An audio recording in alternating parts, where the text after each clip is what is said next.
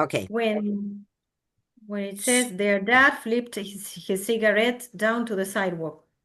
This is what I have. Let me see. Where is that? We're talking about Mick's job. Remember? Yes. The I whole cannot family find starting with Mick's shop. Yes. The beginning of the, a ver, wait. Bill put Ralph down from his lap, for example. That's a, the beginning of the paragraph, no. yes. The beginning of the paragraph said, then later she waited That on is the front one I porch. marked. Then later okay. she waited. Yes. Sure. That is the one I have marked. Then later she... 187 una hoja in más, my mira. edition pusiste, Ine. Por eso, I know, 187. I have it marked Okay. here. Then later she waited on the front porch by Yo anoté herself. una página después. Okay, for Mr. Singer to come home. In a Yes. desperate way, she wanted to see him. The excitement of the hour had died down, and she was sick to the stomach. She was going to work in the 10-cent store, and she did not want to work there. It was like she had been trapped into something. Ahí marqué yo que habíamos terminado. Claro. You remember that her sister, Mick's sister, came back home from work and said that there was a vacancy in a shop and that they were paying so and so. So they thought of Mick, but the father, the mother, and the eldest brother said at the beginning, no, Mick is too young. But then she accepted. Yes, because it was going to give her money for the house. You remember that they were very worried about money. They didn't have any money. Yes, because it's a lot of money. It's $10 a week, no? Yes. For them, it's for a lot. them it was a lot of money, and Mick, in a way, felt that they were so kind with her because they didn't want her to start working. And so she give her felt... psychology. Yeah, that's right. Claro. It was a psychological trap because they convinced her that she was important to them. And so she finally said, okay, I'll do it, no? Because then the sister added, there is a Christmas bonus. So, the temptation was too great, no? But her plan, all the same, her plan was to work there during the summer or during the holidays, but then to go back to school. That was her plan. Even though she felt that she had been trapped, which is true, she had been trapped. And so she wanted to consult with Mr. Singer to ask him about his opinion, no? Well, the job wouldn't be just for the summer, but for a long time, as long a time she could see ahead. Once they were used to the money coming in, it would be impossible to do without it again.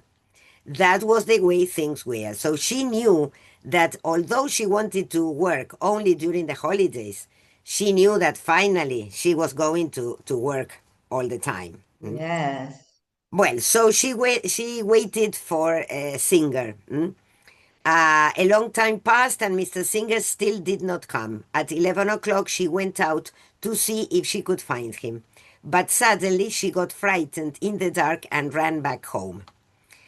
This is unusual, to be frightened in the dark, because I don't know if you remember that during the previous holidays, Mick had been walking in the streets very late at night, and she wasn't afraid. Then in the morning she bathed and dressed very careful. Of course, her sisters gave her clothes, no?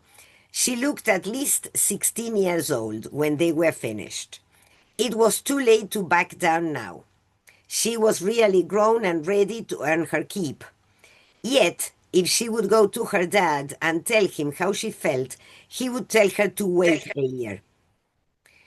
And, well, of course, but she couldn't do it. She couldn't lose face like that. She went up to see Mr. Singer. The words came all in a rush.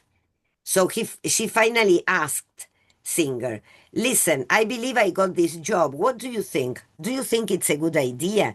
Do you think it's okay to drop out of school and work now? You think it's good.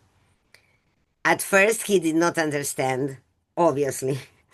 And then, when she said it again, she repeated the words slowly and waited. You think it's good. Mr. Singer considered. Then he nodded yes. She got the job. So finally, yes, she was trapped.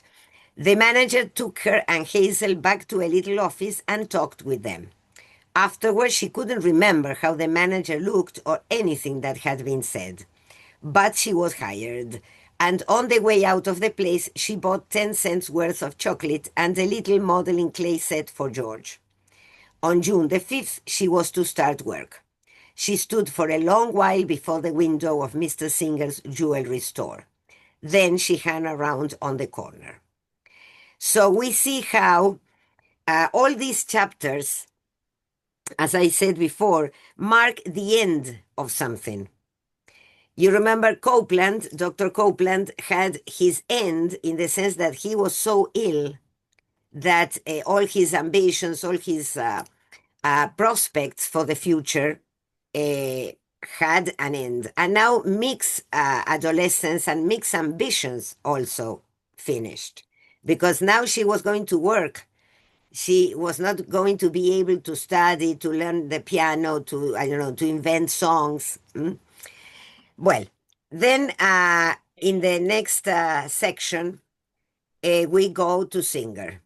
This is a very sad part of the story. I don't know if you've read it. Have you all read this? Yes, I finished it. Okay. No, I Yes. haven't. The time had come for Singer to go to Antonopoulos again. The journey was a long one. So he planned to have a full week with his friends this visit. His clothes had been sent to the cleaners, his hat blocked, and his bags were in readiness. The gifts he would carry were wrapped in colored tissue paper, and in addition there was a deluxe basket of fruits done up in cellophane and a crate of late shipped strawberries. So he had everything ready. And the same as before, on his door, he tacked the same sign, and he had posted there before, stating that he would be absent for several days or on business. During all these preparations, he moved about leisurely with 2 vivid spots of color on his cheekbones. His face was very solemn. So you see, he was ready to go and he was excited to go. On the train, Singer smiled cordially to his fellow travelers and leaned back in his seat. He closed his eyes. His right hand moved nervously inside his pocket. For a while, his thoughts lingered in the town he was leaving behind. He saw Mick and Dr. Copeland and Jake Blount and Biff Brannon. The faces crowded in on him out of the darkness so that he felt smothered. He thought of the quarrel between Blount and the Negro. The nature of this quarrel was hopelessly confused in his mind. Yes, because poor Singer, he knew that Jake and Dr. Copeland had quarreled, but he could not understand what they were saying. You remember this long quarrel about the future of humanity, yes? Yes. So he did not understand. Then he had agreed with each of them in turn. Though what it was they wanted to sanction, he did not know. So he said okay to both of them. And in the same way with Mick, no? And Mick, her face was urgent, and she said a good deal that he did not understand in the least. And then Biff Brannon at the New York Cafe. And strangers who followed him. You remember that when he walked in the town, people followed him. Yes. The Turk, at the linen shop, you remember a Turk who said that he came from his own place, that they spoke the same language. A certain mill foreman and an old black woman, a businessman on the main street, and an urchin who solicited soldiers. So a lot of people who he had met all this time and who thought that he understood, but he did not understand. He did not know who they were. Well, when he opened his eyes again, the town was far behind him. The town was forgotten. So now he's ready to prepare himself for his friend. His thoughts were with Antonopoulos. The bliss of their reunion almost stifled him. His nose was pinched and he breathed with quick, short breaths through his slightly open mouth. Antonopoulos would be glad to see him. He would enjoy the fresh fruits and the presents. By now, he would be out of the sick ward and able to go on an excursion to the movies, and afterward to the hotel where they had eaten dinner on the first visit. Singer had written many letters to Antonopoulos, but he had not posted them.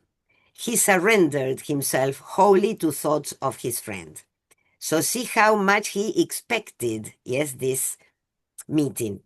The half year since he had last been with him seemed neither a long nor a short span of time. Behind each waking moment, there had always been his friend.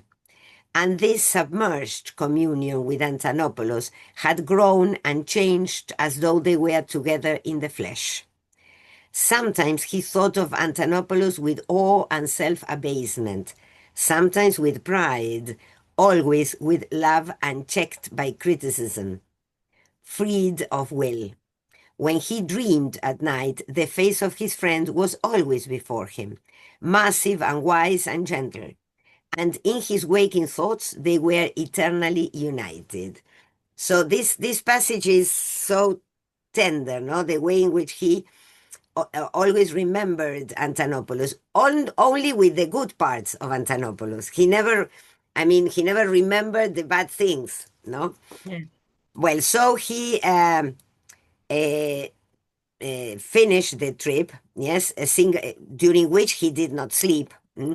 He felt very anxious because he was going to see his friend. The train was more than an hour late. Singer went immediately to the hotel, a very good hotel where he had made reservations in advance. He unpacked his bags and arranged the presents he would take Antonopoulos on the bed. From the menu, the bellboy brought him. He selected a luxurious breakfast: broiled bluefish, hominy, French toast, and hot black coffee.